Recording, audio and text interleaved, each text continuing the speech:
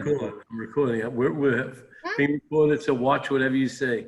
Because from this moment on, we're all being recorded.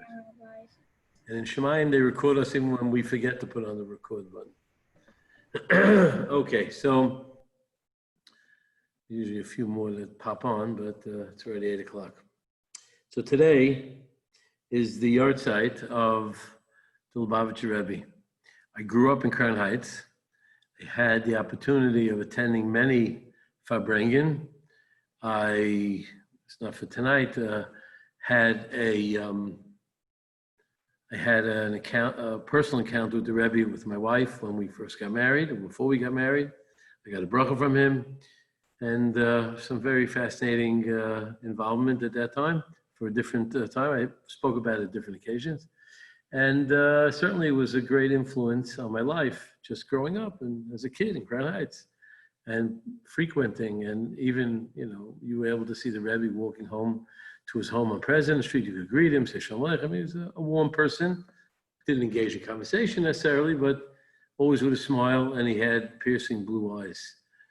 And he was probably one of the most influential rabbinic leaders in America for sure, and in the previous century.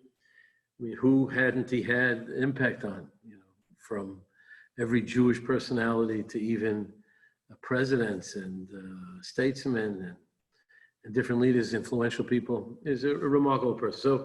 So, one of our members in the shul, one of my old Talmidim, Rabbi Yossi Friedman, gave me this book called Rebbe: The Life and Teachings of Menachem M. Schneerson, the most influential rabbi in modern history. That's the title of the book. It was written by Rabbi Joseph Telushkin, famous writer. And the book has many, many fascinating anecdotes.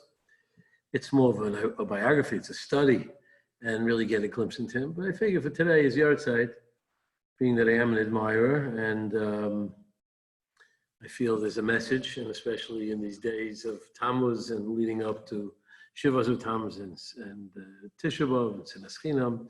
Certainly, one of his major messages was Avas Yisrael, which was not just his legacy. It was, I believe, the Baal Shem, and even earlier, that the person has to start his day before davening with being makabel on himself to fulfill the mitzvah of Haftareh Kamecha, but he actually implemented it. And his Avas Reim not only extended, of course, to Jews, but he had a sensitivity for all humanity. So I wanted to read a few anecdotes, just l'schusai and l'schusai, and it should be a schus for us. I wanted to start off with a very interesting one that I read about a congresswoman in 1968. When I was still a kid, I remember her, Shirley Chisholm. She was the first Black woman elected to Congress. And I believe she was the congresswoman in New York, if I'm not mistaken, maybe in the area where the Rebbe was, where Crown Heights was in. And I remember Shirley Chisholm. It was a name brand, and obviously in those days, a Black woman rising to that level of success was certainly astounding. And she was a very dignified woman, obviously very educated, and helped to promote tremendous good for humanity and the Jewish people, of course, and for the United States at large. So there's a little story. So I think it's timely because of the tensions that exist. And it goes like this. One dramatic and little-known incident involved the Rebbe and Congresswoman Shirley Chisholm in 1968. Chisholm became the first Black woman elected to Congress. A powerful figure in her own right, Chisholm lacked the power to stop senior and influential, this is classic, what's going on, Southern Democratic congressmen, Democratic by the way, many of whom in those days were racists, of course, from assigning her to the Agricultural Committee, an intentionally absurd appointment from a representative from Brooklyn. Was a representative from Brooklyn and the Agricultural Committee. So one newspaper headlined the affront with the question mark, "A tree grows in Brooklyn." That's a famous book. Chisholm, who wanted to work in education and labor issues, was both frustrated and furious. She soon received a phone call from the office of one of her constituents, The Lubavitcher Rebbe would like to meet with you. He was in her Congress district. Representative Chisholm came to 770. The Rebbe said, I know you're very upset. Chisholm acknowledged being both upset and feeling insulted. What should I do? There's a lesson for all of us, but certainly a tremendous insight in the humanity of this man. The Rebbe said, what a blessing God has given you. This country has so much surplus food, and there are so many hungry people, and you can use this gift that God's given you to feed hungry people. Find a creative way to do it. A short time later, on the first day in Congress, Chisholm met Rabbi Dole, remember him, the Kansas congressman who had just been elected to the Senate. Dole spoke to Chisholm and expressed great concern regarding the plight of Midwestern farmers who are producing more food than they could sell and are losing money on their crops, like a Mephis at a Rebbe. Working with Dole and on her own in an effort that eventually benefited millions of poor people and farmers. Chisholm greatly expanded the food stamp program. In 1973, the Agricultural and Consumer Protection Act ordered that food stamps be made available in every jurisdiction in the United States. Chisholm played an even more critical role in the creation of the Special Supplemental Nutritional Program for Women, Infants, and Children, known as WIC, which mandated food supplements for high-risk pregnant women and for young children at nutritional risk. Chisholm led the battle in the House, and Dole and Hubert Humphrey, I remember him too, I actually met him once, did so in the Senate. Today, some 8 million people receive these benefits each month. David Lukens, a 20-year veteran of New York Senator Patrick Moynihan's staff, heard Chisholm relate the story of a meeting with the Rebbe and her work on behalf of the food stamps and WIC at 1983 retirement breakfast in her honor. As she said that morning, a rabbi who is an optimist taught me that what you think is a challenge is a gift from God. And then she added, if poor babies have milk and poor children have food, it's because this rabbi in Crown Heights had vision. That's pretty remarkable. I think that story, when I read it, really hit me. And I'm going to go to another beautiful story. These are just anecdotes, but again, I'm not talking about the Meifsim. I have personally had a bit of a Meifs with him, but I'm not going to say what it is now. But I'm not talking about those. I'm talking about the Meifs of being a human being, that we can all be Balei Meifsim. This is a remarkable insight to the Rebbe's attitude, which, in light of what we're familiar with, is really astonishing. When the Rebbe turned 70 in 1972, he issued a call for the Chabad movement to establish, he was entering his 71st year, 71 new institutions over the coming year, the 71st year of his life. Bobby Vogel, a successful London diamond dealer, decided to seize upon the Rebbe's idea and open a trade school to teach the diamond business to Orthodox men and women who had attended yeshivot but who lacked professional skills. By training people in skills such as diamond cutting, Vogel hoped to provide them with a means to support themselves and their families. Yet, when Vogel spoke of his plan to the Rebbe, he was stunned when the Rebbe told him that the school should in no way be part of the campaign to reestablish 71 new institutions or even be referred to as part of Chabad. When Vogel asked the Rebbe why, the Rebbe explained that if there was, for example, a young Satmar Chassid in London seeking job training, he would likely be hesitant because of the widespread negative feelings in Satmar toward Chabad, to walk into a school that was identified as a Chabad institution. The Rebbe therefore urged Vogel to start the school, which he did, but avoid using the Chabad name. Now that's godless. That is awesome. There's so many great stories here. I'm going to see how many I can get to. This is a very charming one. And also his humanity and his sensitivity. And realize he never had children. He never had children. I mean, he had many children in a figurative sense, but this is a remarkable story also. It says, Shulamit Saxon, an 11-year-old girl in Crown Heights, was due to celebrate her bat mitzvah in September 1983. In anticipation of the special day, she wrote a letter to the Rebbe asking for his blessing that she have a good year. But she also had the impulse to give the Rebbe a blessing and not just ask for one. Although the Rebbe and Rebbetzin were then in their early 80s, she felt the best thing she could wish for them was that they be granted children of their own. Aware of the sensitivity of the issue, she wanted to be certain that the Rebbe, who was known to personally open all letters addressed to him, would be the only one to see her message. And so, in addition to writing a letter, a standard short letter informing him of her upcoming bat mitzvah, She added a one-line blessing written in Hebrew letters, but employing a code. The code she used was a simple one, but one that could be deciphered only if the letter was read carefully and by someone who had some talent in deciphering codes. She substituted each letter with the one that followed it. For example, instead of writing an aleph, she wrote a beis, the Hebrew equivalent, right, of writing an A, B for A. So instead of writing, and he did in English, just to explain, I blessed the Rebbe that he have children, she wrote J for I, and BLESS is CMFTT. She did in Hebrew though, but and there's a code. And that's what she wanted to write. A few weeks later, she received a letter from the Rebbe with the standard message he would send all girls about to celebrate the mitzvah, blessing her that she had led the life of a worthy Jewish woman to serve as a good example for the rest of the community. But then at the letter's bottom, the Rebbe added a line responding to the young girl in the same code in which she had written him. As the Rebbe expressed, he wrote the code, UIBOL, writing, and it turned out to thank you for the blessing in code. Just remarkable to take your time to do it and to be so attuned to people was just a charming little story. Here he writes another great story. He had his cardiologist who was his cardiologist, and this cardiologist's name was Dr. Ira Weiss. His father had a severe stroke. The Rebbe took great interest in the father. At one point, he asked Weiss, "What are you doing to help your father feel better?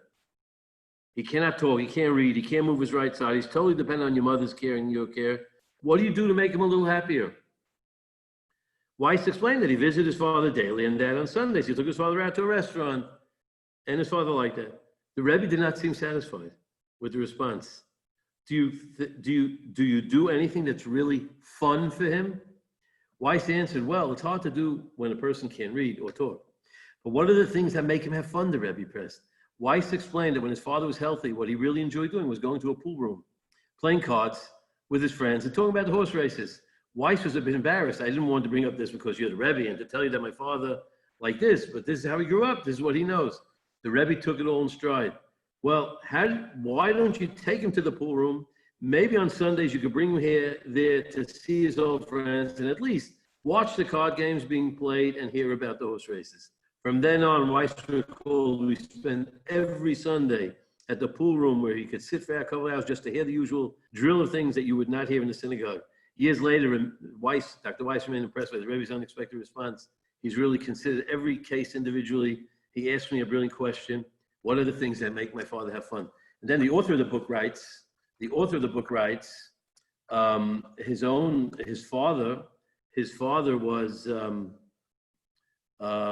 his father, who had been the accountant for the Rebbe and the previous Rebbe since the earliest days when they came to the United States. And his father, the author of this book's father, had suffered a serious stroke, which he never fully recovered. For several days, he lay in a hospital bed, and he was the accountant of the Rebbe. And I was with him when he awoke. During those days when we received phone calls twice daily from the Rebbe's office asking about my father's condition. "The Rebbe wants to know," we were told. A few days later, I received a call from Yehuda Krinsky, the Rebbe's secretary.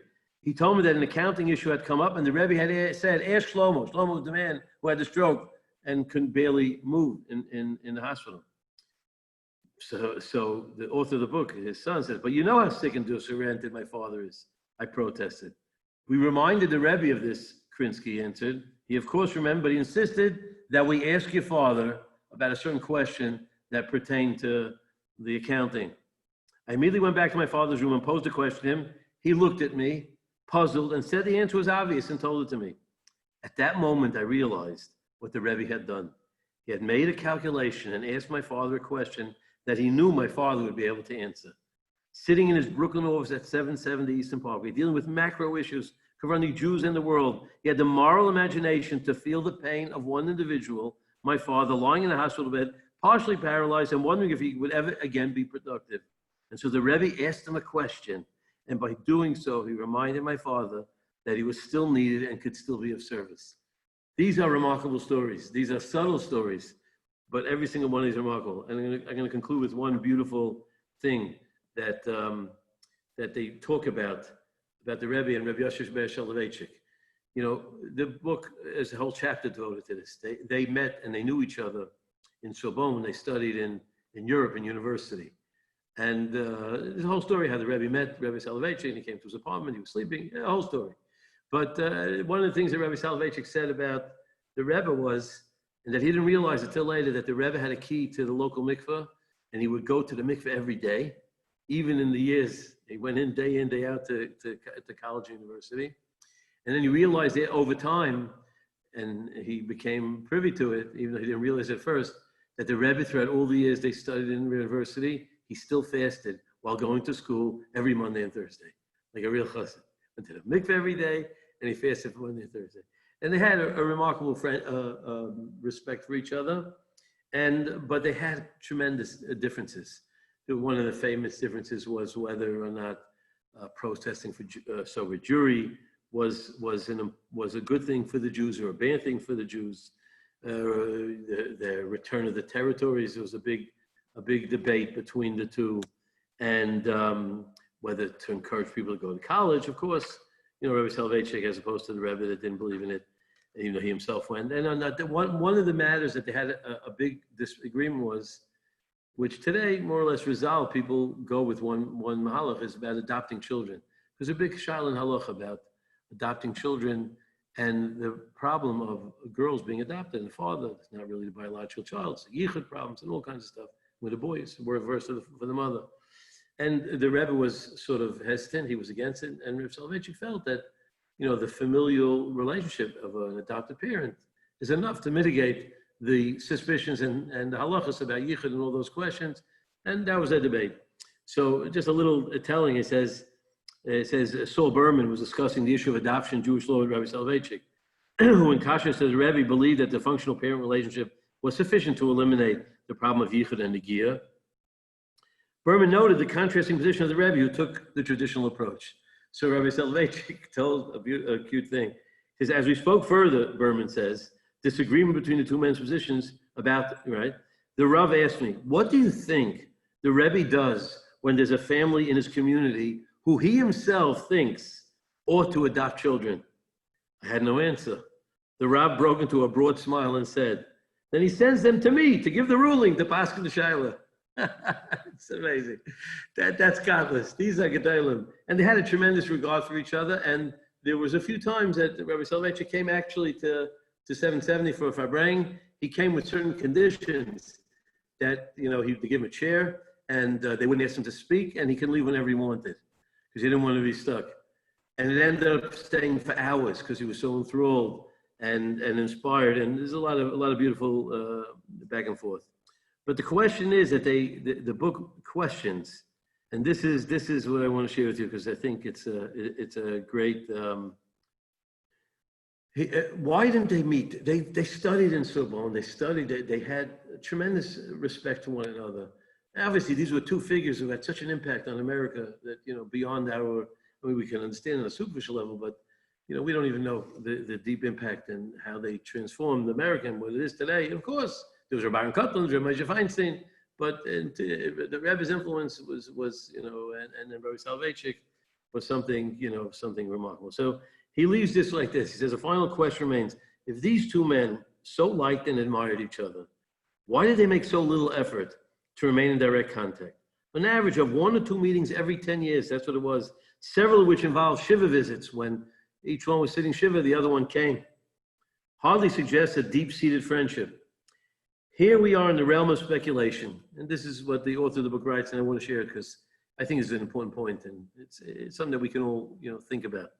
He says, one possibility is that although the deep differences of opinion between them, for example, the Rav's ardent approval of university studies and his passionate espousal of Zionism, did not detract from their admiration for each other because each trusted in authenticity and intellectual honesty of the other. But still, it can be very hard to spend large amounts of time with someone with whom you have such fundamental disagreements. Sometimes it is easy to retain affection and respect when you see each other infrequently. Interesting.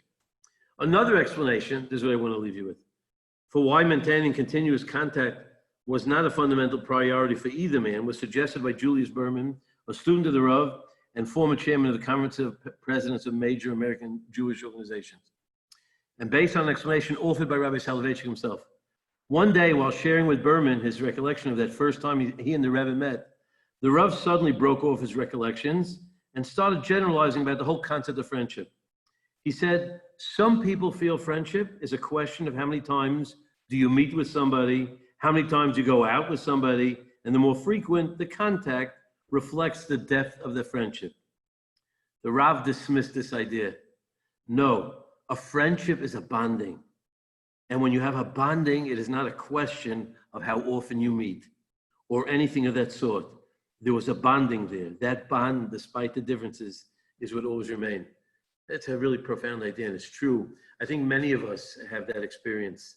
I have so many friends that certainly, we share a certain destiny and a certain, where we came from and how we grew up, but we separated ways and we barely see each other. But when you meet them, even though you don't stay in constant contact because of, the different parts of the world that we each live in or whatever it is, my closest, dearest friends, the bond is so deep that even if you don't have, the time to schmooze and catch up and share, because, we go in different ways and different interests, but the bond stays there. And that's really what friendship is all about. And that's really the inherent bond that we have to everybody. I think the Rebbe had that bond without having to be in contact with every single Jewish, physically. He was connected to the body of Klal Yisrael, and so many stories. You read the book. It's called The Rebbe from Telushkin. I advise reading. It's a very nice read, very informative read, very meaningful. And may his influence, may we learn from his ways to be more sensitive to one another, be more attuned to one another, to, never say we're too busy to be connected, because the Rebbe was a busy man. And he didn't even forget about the little 12-year-old Bas Mitzvah girl to write back a message in code, because, every neshama is a part of that, part of the concept of Shishim Riba, 600,000 letters. Each one without it is Apostle of Sefer Torah. And he appreciated every single one. That's how he was so attuned, I believe, to every Yid. And there are many, many stories that are really almost paranormal. I mean, how he had prescience and he knew, like stories of the old days in the Baal Shem. But that's not for now. And I leave you, and I bid you adieu. And another week, thank you. And another week, and Baruch Hashem, I thank everyone for coming religiously, my dear friends here, because it compels me to, be a little creative and come up with things that I'd like to share, and prodded some interesting ideas. And one of the things I spoke about this week, I wrote in this week's bulletin. You can read it in Mitzvah Hashem. I wrote about something I spoke about earlier in the week with a story that we told, but a little more additions. I think you'll like it. So Mitzvah Hashem, we'll see. I'm not sure about tomorrow. I have to find out if we'll have a Chizuk. We'll be in touch. Otherwise, if I don't see you tomorrow afternoon, have a good Shabbos. And if I do, I'll wish you good Shabbos again. Time for Mincha. Forgive me. Okay.